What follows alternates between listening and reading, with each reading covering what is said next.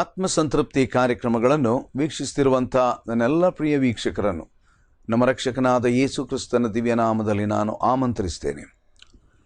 ನಾವು ಕಳೆದಂಥ ಕೆಲವಾರು ವಾರಗಳಿಂದ ದೇವರ ವಾಕ್ಯದ ಹಿನ್ನೆಲೆಯಲ್ಲಿ ರಕ್ಷಣೆಯ ಒಂದು ಪ್ರತ್ಯೇಕವಾದಂಥ ಸತ್ಯಾಂಶಗಳನ್ನು ನಾವು ಅಭ್ಯಾಸ ಮಾಡುತ್ತಾ ಇದ್ದೇವೆ. We have been studying about the doctrine of salvation.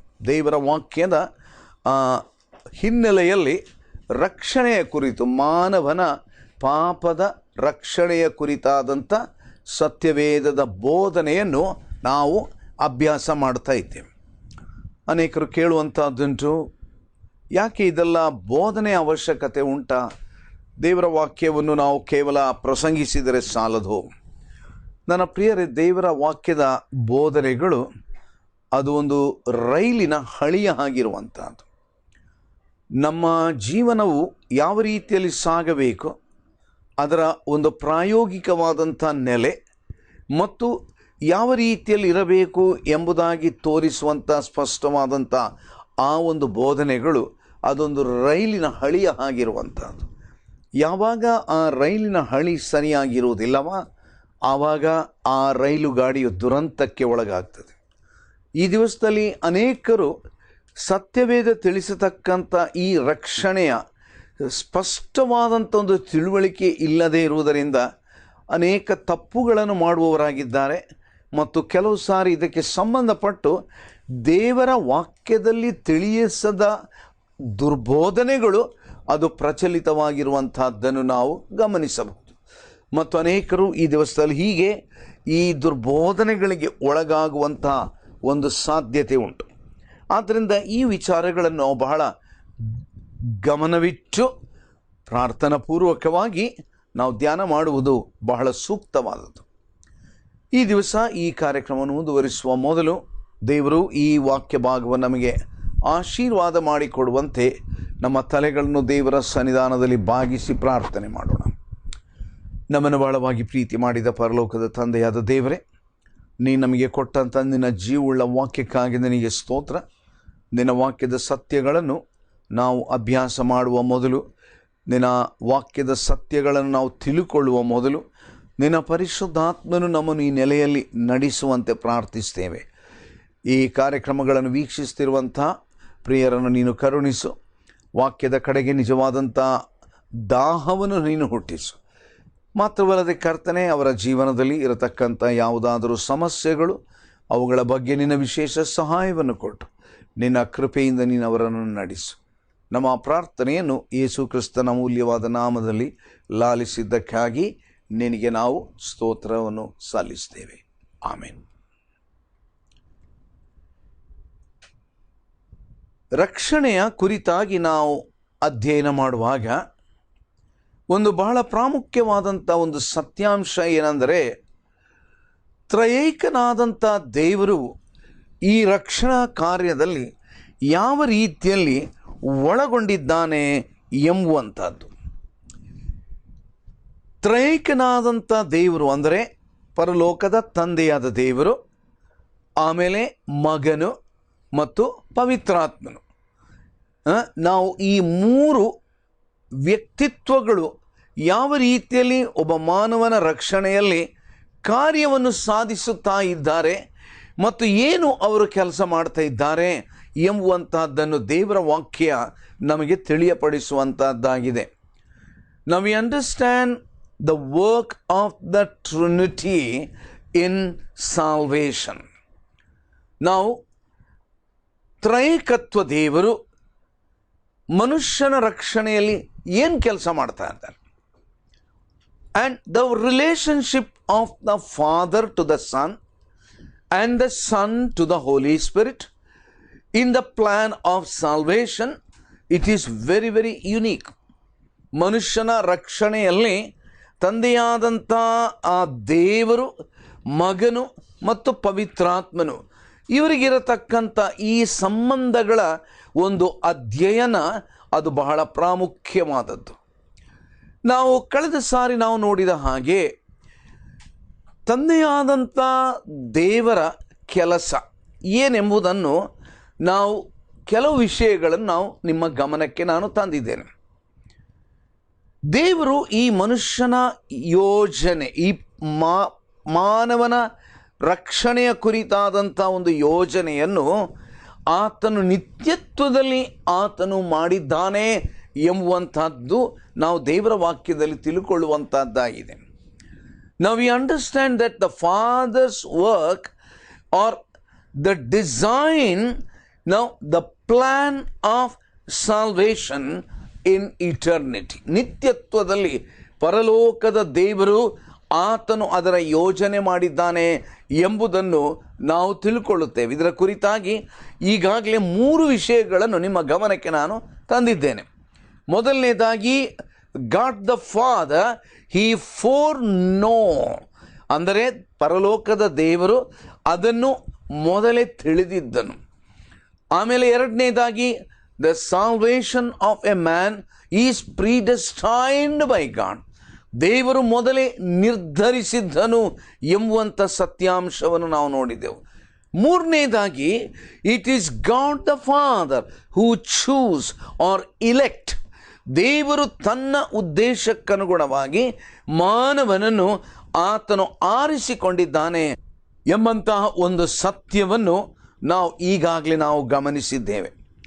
ಇವಾಗ ನಾವು ಪರಲೋಕದ ತಂದೆಯಾದಂಥ ದೇವರು ಆತನು ಇದರ ಕುರಿತಾಗಿ ಹಿಂದೆಯೇ ಜ್ಞಾನವುಳ್ಳವನಾಗಿದ್ದದ್ದು ಮಾತ್ರವೇ ಅಲ್ಲ, ಆತನು ನಮ್ಮನ್ನು ಆರಿಸಿಕೊಂಡದ್ದು ಮಾತ್ರವೇ ಅಲ್ಲ, ನಾವು ನೋಡತಕ್ಕಂಥ ಇನ್ನೊಂದು ಪ್ರಮುಖವಾದಂಥ ಸತ್ಯಾಂಶ ಏನೆಂದರೆ ಆತನ ಕರೆಯುವಿಕೆಯ ಕುರಿತಾಗಿ, the Call of god the father.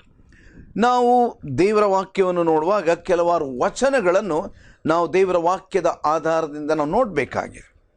ಯಾಕೆಂದರೆ ನಾನು ಮಾಡತಕ್ಕಂಥ ಬೋಧನೆ ಅದು ಯಾವುದು ಕೂಡ ನನ್ನ ಸ್ವಂತ ಬುದ್ಧಿಯಿಂದ ಮಾಡುವಂಥದ್ದಲ್ಲ, ದೇವರ ವಾಕ್ಯದ ಆಧಾರದ ಮೇಲೆ ನಾನು ಈ ವಾಕ್ಯವನ್ನು ನಿಮ್ಮ ಮುಂದೆ ನಾನು ಬಿಡಿಸಿ ಹೇಳುತ್ತಿದ್ದೇನೆ.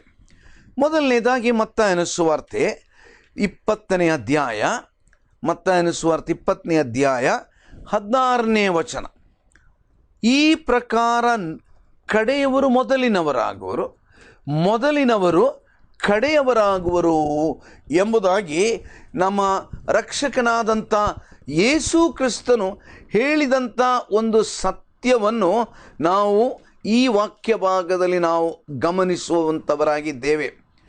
ಮತ್ತಾಯನ ಸುವಾರ್ತೆ 20ನೇ ಅಧ್ಯಾಯ ನಾವು 16ನೇ ವಚನವನ್ನು ನೋಡುವಾಗ ಅಲ್ಲಿ ಆಂಗ್ಲ ಭಾಷೆಯಲ್ಲಿ ನಾವು ಈ ರೀತಿಯಲ್ಲಿ ನಾವು ಗಮನಿಸಬಹುದಾಗಿದೆ. ಏನಂತ ಹೇಳಿದರೆ, so the last will be first and the first last, for many are called but few chosen. For many are called but few are chosen. ನಾವು ಕನ್ನಡ ಭಾಷೆಯಲ್ಲಿ ಇದು ಆ ರೀತಿಯಲ್ಲಿ ಅಷ್ಟು ಸ್ಪಷ್ಟವಾಗಿ ನಮಗೆ ಗೊತ್ತಾಗೋದಿಲ್ಲ, ಆದರೆ ಆಂಗ್ಲ ಭಾಷೆಯಲ್ಲಿ ನಾವು ಇದನ್ನು ನೋಡ್ಬೋದು. ಏನಂತ ಉಂಟಲ್ಲಿ, ಇನ್ನೊಂದು ಸಾರಿ ಓದ್ತೇನೆ ಆ 16ನೇ ವಚನ. So the last will be the first and the first last, for many are called but few chosen. Many are called but few are chosen. In other words, everyone finishes in a dead heat. That's the real meaning of it. No matter how long each of the workers worked. ನಾವು ಅದರ ಹಿನ್ನೆಲೆಯನ್ನು ನಾವು ನೋಡುವಾಗ ಆ ಕೆಲಸದವರ ಕುರಿತಾಗಿ ಕರ್ತನಾದಂಥ ಯೇಸು ಕ್ರಿಸ್ತನಲ್ಲಿ ಉದಾಹರಣೆಯನ್ನು ಕೊಡ್ತಾ ಇದ್ದಾನೆ. See, no matter how long each of the workers worked, they each received a full day's wage. ನಾವು ಆ ವಾಕ್ಯ ಭಾಗವನ್ನು ಓದುವಾಗ ನಾವಲ್ಲಿ ನೋಡುವಂಥದ್ದು ನಮ್ಮ ರಕ್ಷಕನಾದಂಥ ಯೇಸು ಕ್ರಿಸ್ತನು ಹೇಳಿದಂಥ ಒಂದು ಮಾತು, ಪರಲೋಕ ರಾಜ್ಯ ಒಬ್ಬ ಮನೆಯ ಯಜಮಾನನಿಗೆ ಹೋಲಿಕೆಯಾಗಿದೆ. ಅವನೇನು ಮಾಡಿದ, ತನ್ನ ದ್ರಾಕ್ಷೆ ತೋಟಕ್ಕೆ ಕೂಲಿ ಆಳುಗಳನ್ನು ಕರೆಯುವುದಕ್ಕೆ ಬೆಳಗ್ಗೆ ಹೊರಟನು. ಅವನು ಕೂಲಿಗೆ ಗೊತ್ತು ಮಾಡಿಕೊಂಡು ಏನು ಮಾಡಿದಂತೆ ನೋಡಿ, 3ನೇ ವಚನದಲ್ಲಿ ಹೆಚ್ಚು ಕಡಿಮೆ 9 ಗಂಟೆಗೆ ಹೋಗಿ ಪೇಟೆಯಲ್ಲಿ ಸುಮ್ಮನೆ ನಿಂತಿದ್ದ ಇನ್ನು ಕೆಲವರನ್ನು ಕಂಡು, ನೀವು ಸಹ ನನ್ನ ದ್ರಾಕ್ಷೆ ತೋಟಕ್ಕೆ ಹೋಗ್ರಿ, ನಿಮಗೆ ಸರಿಯಾದ ಕೂಲಿಯನ್ನು ಕೊಡುತ್ತೇನೆ ಅನ್ನಲು ಅವರು ತೋಟಕ್ಕೆ ಹೋದರು. ಆಮೇಲೆ 5ನೇ ವಚನದಲ್ಲಿ ಹೀಗೆ ಉಂಟು, ಹೆಚ್ಚು ಕಡಿಮೆ 12 ಗಂಟೆಗೆ ಮತ್ತು 3 ಗಂಟೆಗೆ ಹೋಗಿ ಅದೇ ಪ್ರಕಾರ ಮಾಡಿದ. ತಿರುಗಿ ಹೆಚ್ಚು ಕಡಿಮೆ ಸಾಯಂಕಾಲ 5 ಗಂಟೆಗೆ ಹೋಗಿ ಬೇರೆ ಕೆಲವರು ನಿಂತಿರುವುದನ್ನು ಕಂಡು ಅವರನ್ನು, ದಿನವೆಲ್ಲ ಇಲ್ಲಿ ಯಾಕೆ ಸುಮ್ಮನೆ ನಿಂತಿದ್ದೀರಿ ಎಂದು ಕೇಳಲು ಅವರು, ಯಾರು ನಮ್ಮನ್ನು ಕೂಲಿಗೆ ಕರೆಯಲಿಲ್ಲ ಅಂದಾಗ ಅವನು, ನೀವು ಸಹ ನನ್ನ ದ್ರಾಕ್ಷೆ ತೋಟಕ್ಕೆ ಹೋಗಿರಿ ಅಂದನು. ಆಮೇಲೆ ವಾಕ್ಯ ಹೀಗೆ ಹೇಳ್ತದೆ, ಸಂಜೆ ಹೊತ್ತಿಗೆ ದ್ರಾಕ್ಷೆ ತೋಟದ ಯಜಮಾನನು ತನ್ನ ಪಾರುಪತ್ಯಗಾರನಿಗೆ ಆ ಆಳುಗಳನ್ನು ಕರೆದು, ಕಡೆಗೆ ಬಂದವರನ್ನು ಮೊದಲು ಮಾಡಿಕೊಂಡು ಮೊದಲು ಬಂದವರ ತನಕ ಅವರಿಗೆ ಕೂಲಿ ಕೊಡು ಎಂದು ಹೇಳಿದನು.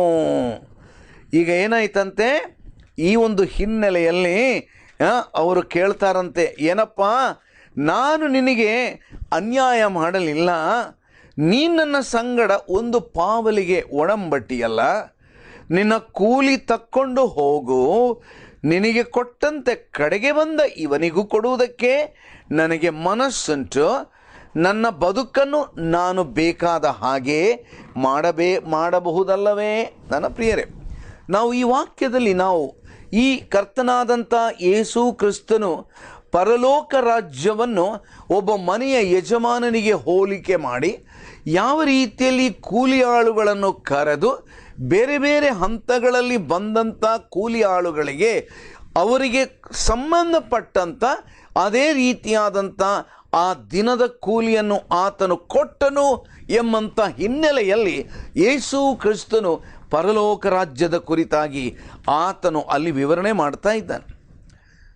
ನಾವು ಸಿಮಿಲರ್ಲಿ, ನಾವು if you go back to the story of the thief on the cross,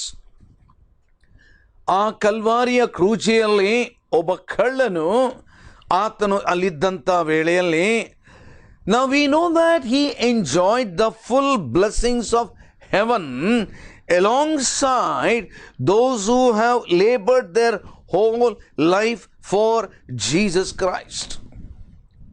ನೋಡ್ರಿ, ನಾವು ಆ ಕಳ್ಳನ ಕಥೆಯನ್ನು ನಾವು ತೆಕ್ಕೊಂಡು ನೋಡಿದರೆ ನಮಗೇನು ತಿಳಿತದಂದರೆ, ಕ್ರೂಜೆಯಲ್ಲಿದ್ದಂಥ ಆ ಕಳ್ಳನು ಕರ್ತನಾದಂಥ ಯೇಸು ಕ್ರಿಸ್ತನ ಬಳಿಗೆ ಬಂದದ್ದು ಕೊನೆಯ ಗಳಿಗೆ,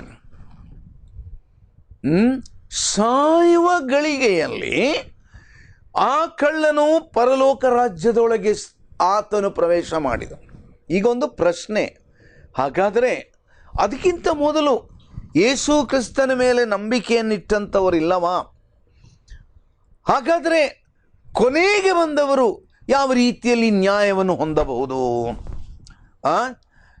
May I tell you, that is why the Bible talks about the word grace, ಕೃಪೆ. ನಾವೀಗ ವಾಕ್ಯದಲ್ಲಿ ಏನಂತ ಉಂಟು, 15ನೇ ವಚನ 20ನೇ ಅಧ್ಯಾಯ 15ನೇ ವಚನದಲ್ಲಿ ಏನು ಬರ್ತದೆ? ನನ್ನ ಬದುಕನ್ನು ನಾನು ಬೇಕಾದ ಹಾಗೆ ಮಾಡಬಹುದಲ್ಲವೇ? ನಾನು ಒಳ್ಳೆಯವನಾಗಿರುವುದು ನಿನ್ನ ಕಣ್ಣನ್ನು ಒತ್ತುತ್ತದೋ ಎಂದು ಹೇಳಿದನು. ಅಂದರೆ ನಾವು ಒಂದು ತಿಳ್ಕೊಳ್ಬೇಕು, ದೇವರು ಆತನು ಒಳ್ಳೆಯವನು. ಒಬ್ಬ ಮನುಷ್ಯನು ತನ್ನ ಜೀವಮಾನದ ಅಂತ್ಯಭಾಗದಲ್ಲಿಯೂ ಕರ್ತನಾದ ಯೇಸುವೆ ನನ್ನನ್ನು ಕ್ಷಮಿಸು ಎಂಬುದಾಗಿ ಹೇಳುವುದಾದರೆ ಆತನನ್ನು ದೇವರು ರಕ್ಷಿಸುವುದಕ್ಕೆ ಸಮರ್ಥನಾಗಿದ್ದಾನೆ. The Lord calls people and the people respond to the Lord at different times of their lifetime. ನನ್ನ ಪ್ರಿಯರೇ, ಕೆಲವು ಮಕ್ಕಳು ತಾವು ಬಾಲ್ಯಾವಸ್ಥೆಯಲ್ಲಿ ಕರ್ತನಾದ ಯೇಸುವಿನ ಕುರಿತಾಗಿ ಅವರು ತಿಳ್ಕೊಂಡ್ರು, ಆತನನ್ನು ಅಂಗೀಕಾರ ಮಾಡಿದರು. ಆದರೆ ಇನ್ನು ಕೆಲವರು ಮಧ್ಯ ವಯಸ್ಸಿನಲ್ಲಿ, ಇನ್ನು ಕೆಲವರು ತಮ್ಮ ವೃದ್ಧಾಪ್ಯದಲ್ಲಿ. ನನ್ನ ಪ್ರಿಯರು, ಒಂದು ಮಾತು ನಾನು ಹೇಳಲಿಯ, ದೇವರ ವಾಕ್ಯ ಹೇಳುವಂಥದ್ದು ಬಹಳ ಗಂಭೀರವಾದಂಥ ಒಂದು ಸತ್ಯ. Many are called but few R chosen. ನನ್ನ ಪ್ರಿಯರೇ, ಪರಲೋಕದ ತಂದೆಯಾದಂಥ ದೇವರು ಪ್ರತಿಯೊಬ್ಬೊಬ್ಬನಿಗೆ ಕರೆಯನ್ನು ಆತನು ಕೊಟ್ಟಿದ್ದಾನೆ. Many are called. ನನ್ನ ಪ್ರಿಯರೇ, ಈ ದಿವಸದಲ್ಲಿ ಈ ಟಿವಿ ಸಂದೇಶಗಳನ್ನು ಕೇಳುತ್ತಿರುವಂಥ ಪ್ರತಿ ಒಬ್ಬೊಬ್ಬರಿಗೆ ಆತನು ರಕ್ಷಣೆಯ ಕರೆಯನ್ನು ಕೊಡುತ್ತಿದ್ದಾನೆ. But the sad fact of it is very few people respond to the call. The call is a general call. ದೇವರು ನಮ್ಮನ್ನು ಬಹಳ ಕೃಪೆಯಿಂದಲೂ ಆತ ನಮ್ಮನ್ನು ಕರೆಯುವಂಥ ದೇವರು. Our heavenly Father is a Father who calls the people. Whether you are young, whether you are middle-aged, or whether you are old, God is a God who calls. ನಮ್ಮ ದೇವರು ಆತನು ಕರೆಯುವಂಥ ದೇವರು. Our God is a God who calls.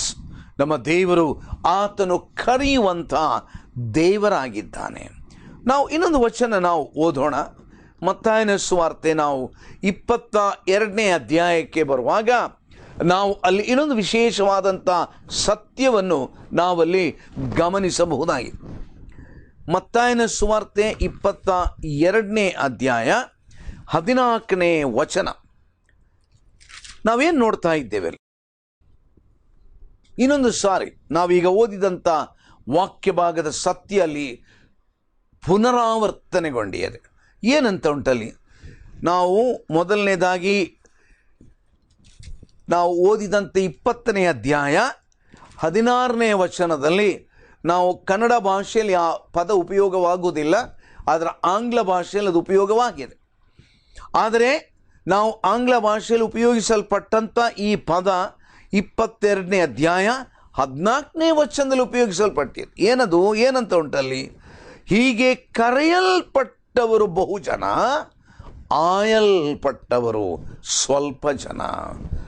ಕರೆಯಲ್ಪಟ್ಟವರು ಬಹುಜನ, ಆಯಲ್ಪಟ್ಟವರು ಸ್ವಲ್ಪ ಜನ ಎಂಬುದಾಗಿ. ನನ್ನ ಪ್ರಿಯರೇ, ನಮ್ಮ ದೇವರು ಆತನು ಈ ಲೋಕದಲ್ಲಿರತಕ್ಕಂಥ ಪ್ರತಿಯೊಬ್ಬೊಬ್ಬರನ್ನು ಆತನು ಕರೆಯುವಂಥವನಾಗಿದ್ದಾನೆ. Our God is a God who calls all the people. For many are called, but few are chosen. Many are called, but few are chosen. ಇದರ ಕುರಿತಾಗಿ ನಾವು ಯಾವ ರೀತಿಯಲ್ಲಿ ಅರ್ಥ ಮಾಡಿಕೊಳ್ಳಬೇಕು? Now the call spoken of here is sometimes referred to as the general call. ಒಂದು ಹುದುವಾದಂಥ, ಸಾಮಾನ್ಯವಾದಂಥ ಅಥವಾ ಬಾಹ್ಯವಾದಂಥ ಒಂದು ಕರೆ ಎಂಬುದಾಗಿ ಹೇಳಲ್ಪಟ್ಟಿದೆ. ಅಂದರೆ it's a call or a summons to repentance and faith that is inherent in the gospel message. ಸ್ವಾರ್ಥೆಯ ಸಂದೇಶದಲ್ಲಿ ಅಡಕವಾಗಿರತಕ್ಕಂಥ ಮಾನಸಾಂತರ ಪಡ್ರಿ, ದೇವರ ಕಡೆಗೆ ತಿರುಗಿಕೊಳ್ಳಿರಿ ಎಂಬಂಥ ಒಂದು ಹುದುವಾದಂಥ ಕರೆ ದೇವರು ಮಾನವನಿಗೆ ಈ ಲೋಕದಲ್ಲಿ ಆತನು ಕೊಡುವಂಥವನಾಗಿದ್ದಾನೆ.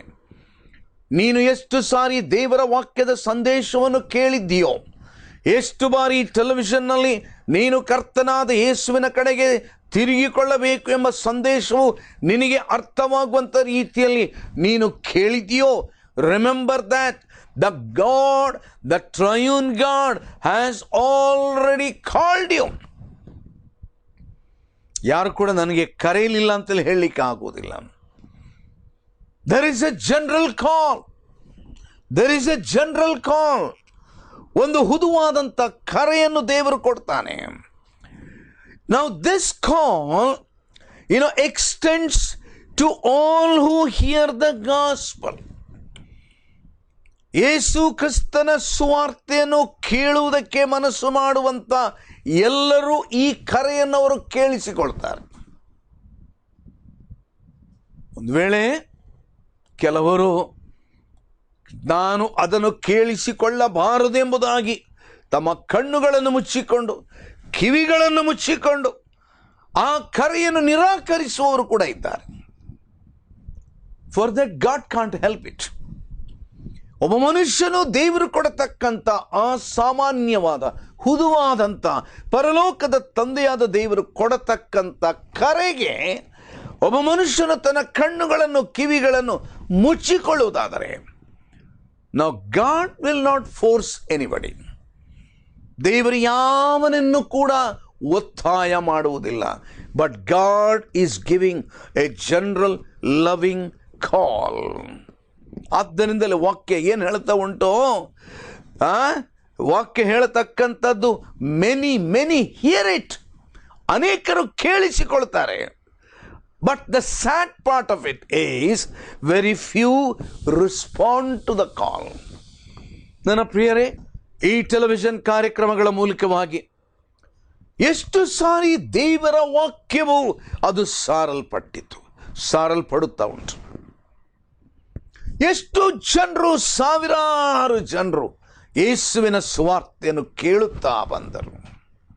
Many have heard, but the question is how many people have responded. ಎಷ್ಟು ಜನರು ಅದಕ್ಕೆ ತಮ್ಮ ಪ್ರತಿಕ್ರಿಯೆಯನ್ನು ತೋರಿಸಿದರು, ಎಷ್ಟು ಜನರು ಇದಕ್ಕೆ ಪ್ರತಿಕ್ರಿಯೆಯನ್ನು ತೋರಿಸಿದರು. ಈಗ ದೇವರ ವಾಕ್ಯ ಏನು ಹೇಳ್ತದಂತ ಹೇಳಿದರೆ, ಕರೆಯಲ್ಪಟ್ಟವರು ಬಹುಜನ, ಆದರೆ ಆಯಲ್ಪಟ್ಟವರು ಸ್ವಲ್ಪ ಜನ. Only few people will respond. ಈ ಟೆಲಿವಿಷನ್ ಕಾರ್ಯಕ್ರಮಗಳನ್ನು ನಮ್ಮ ಒಂದು ತಿಳುವಳಿಕೆಯ ಪ್ರಕಾರವಾಗಿ ಸುಮಾರು 30 ಲಕ್ಷಕ್ಕಿಂತ ಹೆಚ್ಚು ಜನರು ಕೇಳಬಹುದಾದಂಥ ಒಂದು ವ್ಯವಸ್ಥೆ ಜಗತ್ತಿನಾದ್ಯಂತ ಈ ದಿವಸಗಳಲ್ಲಿ ಸಂದೇಶಗಳನ್ನು ಕೇಳಬಹುದು. But the question is, how many people will respond? So those who respond, they are the chosen ones. Those who respond, ಯಾರು ಈ ಕರೆಗೆ ಅವರು ತಮ್ಮ ಪ್ರತಿಕ್ರಿಯೆಯನ್ನು ತೋರಿಸ್ತಾರಾ, ಅವರು ಆಯಲ್ಪಟ್ಟವರು ಅಥವಾ ಆರಿಸಲ್ಪಟ್ಟವರು. They are the people who are chosen. ಭಕ್ತನಾದ ಪೌಲನು ತನ್ನ ಪತ್ರಿಕೆಗಳಲ್ಲಿ ಬರೆಯುವಾಗ, Paul in writings, the word call usually refers to God's irresistible calling extended to the elect one. ಆದರೆ ದೇವರು ಆತನು ಆರಿಸಿದಂತ ಎ ಸ್ಪೆಸಿಫಿಕ್ ಕಾಲ್, ಯಾರನ್ನು ದೇವರು ಸ್ಪಷ್ಟವಾಗಿ ಆರಿಸಿದ್ದಾನೋ, ನೋ ಆಸ್ ದ ಇಫೆಕ್ಚುವಲ್ ಕಾಲ್. ನನ್ನ ಪ್ರಿಯರೇ, ಅಂದರೆ ದೇವರು ಯಾರನ್ನು ಆರಿಸಿದ್ದಾನೋ, ಅಂದರೆ ಯಾರು ಆತನ ಕರೆಗೆ ಅವರು ಓಗೊಟ್ಟು ಪ್ರತಿಕ್ರಿಯೆಯನ್ನು ಸಕಾರಾತ್ಮಕವಾಗಿ ಅವರು ಸ್ಪಂದಿಸಿದ್ದಾರೋ, ಅವರು ನಿಜವಾಗಿಯೂ ಆಯಲ್ಪಟ್ಟವರು. They are the chosen ones to enter the kingdom of God because of the grace of God in drawing such people. ದೇವರ ಕೃಪೆ ಅವರನ್ನು ಅವರ ಕರ್ತನ ಕಡೆಗೆ ಎಳೆಯಿತು. ನನ್ನ ಪ್ರಿಯರೇ, ಈ ದಿವಸ ನನ್ನ ಮಾತುಗಳನ್ನು ಮುಗಿಸುವ ಮೊದಲು ಒಂದು ಮಾತು ನಾನು ಕೇಳಲಿಕ್ಕೆ ಬಯಸ್ತೇನೆ. ದೇವರ ವಾಕ್ಯದ ಸಂದೇಶವನ್ನು ಕೇಳುತ್ತಾ ಬಂದಿದ್ದೀರಿ, ಆತನ ಕರೆಗೆ ನೀವು ಹೋಗೊಟ್ಟಿದ್ದೀರೋ? God the Father is the one who calls. But are you the one who is willing to respond? ಆತನ ಕರೆಗೆ ಓಗೊಡುವುದಕ್ಕೆ ನೀನು ಸಿದ್ಧನಾಗಿದ್ದೀಯೋ? So that means our God the Father is a God who calls. He calls. ಆತನು ನಿನ್ನನ್ನು ಕರೆಯುತ್ತಾನೆ. There is a general call. ಯಾರು ಕೂಡ ನನ್ನನ್ನು ಕರೀಲಿಲ್ಲ, ನನಗೆ ಗೊತ್ತಿರಲಿಲ್ಲ ಎಂಬುದಾಗಿ ಹೇಳಲಿಕ್ಕೆ ಸಾಧ್ಯವಿಲ್ಲ. ಒಂದು ದಿವಸದಲ್ಲಿ ನ್ಯಾಯ ತೀರ್ಪಿನ ಮುಂದೆ ಮನುಷ್ಯನು ದೇವರ ಮುಂದೆ ನಿಂತುಕೊಳ್ಬೇಕು. ಆಗ ಮನುಷ್ಯನು ದೇವರ ಆ ಅಪ್ಪಣೆಯನ್ನು, ಆತನ ಕರೆಯುವಿಕೆಯನ್ನು ಆತನು ಅಲಕ್ಷ್ಯ ಮಾಡಿದ್ದರೆ, ತನ್ನ ಕಿವಿ ಕಣ್ಣುಗಳನ್ನು ಮುಚ್ಚಿಕೊಂಡಿದ್ದರೆ, ಆತನ ಕರೆಯುವಿಕೆಗೆ ಸಕಾರಾತ್ಮಕವಾಗಿ ಸ್ಪಂದಿಸದಿದ್ದರೆ ಅದಕ್ಕೆ ಜವಾಬ್ದಾರನು ಮನುಷ್ಯನಾಗುತ್ತಾನೆ ಹೊರತು ದೇವರಲ್ಲ. It is not God who will be responsible. God calls everyone for repentance. ನನ್ನ ಪ್ರಿಯರೇ, ಈ ದಿವಸದಲ್ಲಿ ಕರ್ತನ ಕಡೆಗೆ ಬರಲಿಕ್ಕೆ ಮನಸ್ಸುಂಟು? If it is so, humble yourself before God. ದೇವರ ಸನ್ನಿಧಾನದಲ್ಲಿ ನಿಮ್ಮ ತಲೆಗಳನ್ನು ಬಾಗಿಸಿ, ಯೇಸುವೇ, ಪಾಪಿಯಾದ ನನ್ನನ್ನು ಕ್ಷಮಿಸು, ನೀನು ನನ್ನನ್ನು ರಕ್ಷಿಸಲಿಕ್ಕಾಗಿ ಲೋಕಕ್ಕೆ ಬಂದು ನಿನ್ನನ್ನು ಅಂಗೀಕಾರ ಮಾಡುತ್ತೇನೆ ಎಂಬಂಥ ಪ್ರಾರ್ಥನೆಯನ್ನು ಈಗ ನೀನು ಮಾಡುವುದಾದರೆ ದೇವರು ನಿನ್ನನ್ನು ಈ ಗಳಿಗೆಯಲ್ಲಿ ರಕ್ಷಿಸುವನು. ಸಮಾಧಾನ, ಸಂತೋಷ, ಆ ಸಂತೃಪ್ತಿ ನಿನ್ನದಾಗುವುದು. ಹೀಗಾಗುವಂತೆ ದೇವರು ತನ್ನ ಕೃಪೆ ನಿನಗೆ ಅನುಗ್ರಹಿಸಲಿ.